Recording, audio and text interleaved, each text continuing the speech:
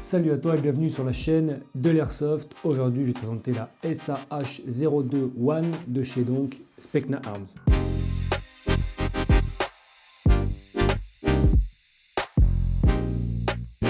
Pour le packaging, on est sur quelque chose de très sobre, tout noir avec marqué en gros Specna Arms. Je m'attarde jamais trop sur les boîtes, mais voilà, on est sur quelque chose de classique chez Specna. Donc on passe tout de suite à l'intérieur de la boîte. Une mousse de protection qui vient cacher la réplique et divers accessoires. Je vais tout poser sur la table et puis on va voir ce qu'il y a dedans. À l'intérieur, on retrouve donc un petit certificat qui vient nous attester la puissance de la réplique. Là, j'ai 5 coups qui a été tiré à 398 fps à la 0,20 pour une température d'environ 25 degrés. Donc oui, j'ai eu le certificat, donc c'est marqué le modèle SAH02. J'ai eu le certificat à 398 fps, elle est annoncée à 400 sur le site. En revanche, là c'est à la 0,20, moi j'ai passé au chronie à la 0,28 et j'ai sorti 315, 330 il me semble. Une belle chute, entre 400 et 330, on a perdu 70 fps quand même. Mais en tout cas voilà, donc à la 0,20, il y a eu des tirs qui ont été faits, passés au chronie. Donc ça c'est bien d'avoir des contrôles comme ça. Moi Specna en tout cas je leur fais confiance, j'aime beaucoup cette marque. Donc ça c'est plutôt cool qu'on ait ce genre de choses dans la boîte. Ensuite on a bien évidemment le classique manuel d'utilisation qui va nous indiquer comment démonter la réplique, etc. Sachant que cette réplique a le système inverteur-converteur, il me semble que ça s'appelle comme ça. Hunter et converteur, c'est plutôt ça, qui te permet un changement de ressort rapide. Donc tu as juste à démonter le tube de crosse et tu as accès au changement du ressort. C'est assez simple d'utilisation. Donc le manuel, évidemment toujours cool. Lisez-le si vous débutez ou si vous ne connaissez pas trop ce genre de réplique. De fourni avec, on a un ressort type M90 qui va nous faire downgrade la réplique à 300 fps, 310. Donc perso, moi elle sort 310 du coup à la 0,28, mais si vous voulez jouer à la 0,20 et passer sur du 300 fps pour pas être bridé sur certains terrains et chez certaines associations, vous avez ce petit ressort qui est fourni. Donc ça fait toujours plaisir, ça évite d'en acheter un à part. Toujours cool. On a également un chargeur ICAP de 300 billes à molleter. Vous savez ce que je pense des chargeurs à molleter. Il est en full, il est en métal. La qualité est là. Il a différents marquages en plus. Marqué 5,56 x 45, Restricted Glow, Specna Arms, etc.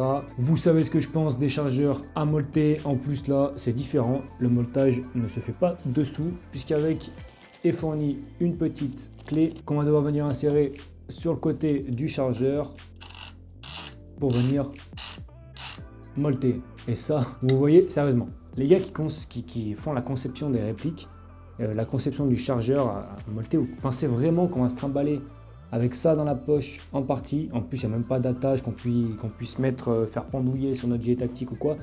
C'est vraiment juste une clé comme ça, vous voyez vraiment jouer avec ça. Vous allez mettre 15 ans à la chercher dans une poche alors vous êtes en pleine action, vous venir l'insérer là-dedans, venir molleter vos billes. En plus c'est pas pratique, c'est nul. Franchement ça c'est nul, honnêtement. Les chargeurs à molleter de toute façon c'est nul, mais alors en plus de ça, ce système là il est vraiment, franchement je comprends pas comment ils peuvent concevoir des trucs comme ça en termes de simplicité d'utilisation, de pratique.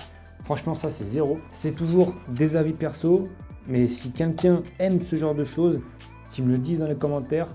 Je suis curieux de savoir combien de personnes aiment ce type de chargeur avec ce genre de truc à molleter. Franchement, de côté, j'ai déjà joué avec la réplique, c'était la mienne aussi. J'ai jamais utilisé le chargeur, qu'on se le dise, donc je sais pas la qualité du chargeur en jeu. Mais voilà, un chargeur métal à molleter avec une clé spéciale fournie. J'y mets de côté, je ne m'attarde pas plus dessus, puisqu'on a maintenant la belle réplique. Je vais commencer tout de suite par les marquages. On a d'un côté le logo Specna Arms 5,56 mm NATO. On a de l'autre côté une étiquette Specna Arms avec au-dessus marqué Specna Arms Industries avec un petit QR code aussi sur l'emplacement du chargeur. Sous le pontet, on a marqué SAH02 et c'est à peu près tout pour les marquages. Comme je disais tout à l'heure, on est donc sur une réplique électrique, une réplique AEG, 1,5 joules, 400 fps à la 0,20. On est sur du full métal sauf la crosse et la poignée qui sont en polymère. Sinon, organe de visée, garde-main, upper, lower, ponté, queue de détente même, sélecteur de tir, tout est en métal. Ce qui nous amène donc sur un poids de 3 kg. La crosse est donc en polymère et ajustable en 6 positions. on a une longueur de 70 cm, crosse rentrée pour 78,5 cm, crosse en position 6. Ce qui est bien, c'est que sur la crosse, on a l'emplacement des positions. C'est intéressant, c'est pour ma part la première fois que je vois ça sur une réplique. Normalement, on a juste un carré noir, on n'a même rien du tout. Pas de BBR là-dessus, donc elle n'est pas blowback. En revanche, le système de block au pop, vous voyez, il reste ouvert. Donc ça, c'est bien pour faire nos réglages. On peut faire nos tirs et en plus de ça, régler en même temps sans forcément tenir le levier d'armement en arrière pour régler son hop-up. Donc ça, c'est cool. Et pour faire revenir le bolt cache, hop, de l'autre côté, du coup, le bouton, le cran d'arrêt est fonctionnel. Donc si je viens appuyer dessus, hop, le bolt cache revient. On n'oublie pas de le fermer avant de jouer. Calibre 6 mm, mode de tir semi et full auto. Pour l'interne, on a une gearbox QD version 2, une type de détente chariot, un axe moteur long et un hop-up ajustable. Longueur du canon 278 mm, de diamètre 6,03 mm. Le cache-flamme d'origine est retirable pour venir y glisser un silencieux, un cache-flamme ou un traceur en pas de vis 14 mm anti-horaire. Et juste à côté de ça, on y retrouve un attache-sangle ambidextre, donc des deux côtés du garde-main. Pour la connectique, on est sur du mini Tamiya qui se trouve dans le tube de crosse pour l'emplacement de la batterie. On a le cache qui se retire et ici on a notre petit connecteur avec deux petits emplacements sur le côté pour venir y glisser une batterie double stick en LiPo 7.4 qui est recommandée. Pour se pencher un petit peu plus en détail sur la réplique, on a l'organe de visée qui se règle, il peut se tourner et se régler en plusieurs agrandissements des trous pour la visée. On a un attache-sangle également au niveau de la crosse, on n'a pas d'attache-sangle au niveau du tube.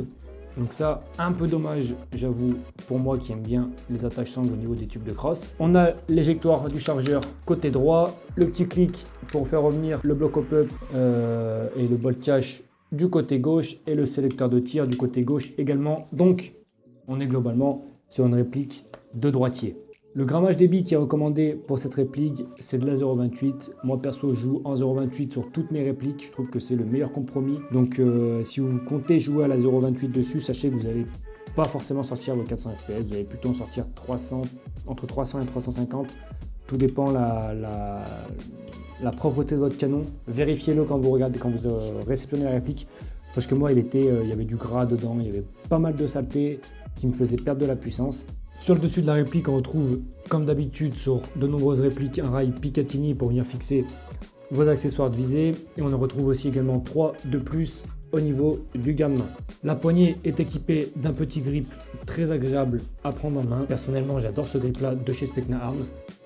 Et je vais maintenant vous faire écouter un petit peu le bruit de la réplique. De la lipo double stick comme ceci va s'insérer très facilement et c'est ce qu'il y a le mieux pour ce genre de cross. Cette lipo-là, pour ceux que ça intéresse, c'est la lipo Gen 2 double stick de chez ASG 7.4 1300 mAh, donc en 25C. C'est pour moi le meilleur compromis entre la taille et l'autonomie pour ce genre de réplique par rapport à la taille de la crosse et l'emplacement qu'on a. Au moins, à la sortie, on a quelque chose de très propre sans forcément galérer à faire du rangement.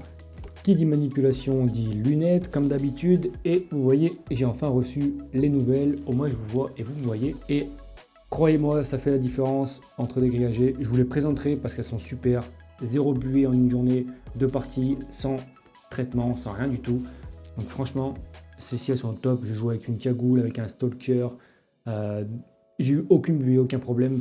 Donc si vous êtes intéressé, dites-le moi dans les commentaires, je vous ferai une petite présentation de ces lunettes parce qu'elles sont vraiment géniales pour un prix très attractif. On enclenche donc le mode semi-auto. Je vais vous mettre un chargeur pour que vous puissiez voir la gueule de la réplique. Voilà à quoi elle ressemble.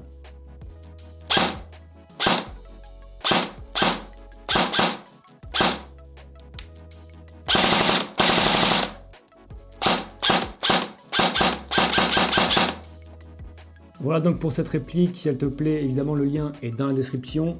Tu retrouveras également le lien pour me suivre sur Instagram, ça fait plaisir, c'est là où je poste plusieurs photos en rapport avec l'Airsoft bien évidemment et des nouvelles vidéos qui seront à suivre ou qui sont sur la chaîne YouTube. Si ça t'a plu, comme d'habitude, n'hésite pas à t'abonner à la chaîne, à lâcher un like, activer la cloche, ça fait plaisir, c'est la récompense, c'est ce qui me motive à continuer mes vidéos. Si tu veux le faire, tu retrouves comme d'habitude le bouton s'abonner sous le chargeur de chaque réplique pour pouvoir cliquer sur le chargeur et être directement abonné à la chaîne Airsoft. Et ça, c'est cool et rapide et pratique. Je te dis donc à la prochaine dans une nouvelle review. Prends soin de toi, mets bien tes protections, profite, amuse-toi sur le terrain. Surtout, sois fair play. Je te dis à la prochaine. C'était Airsoft. Ciao, ciao.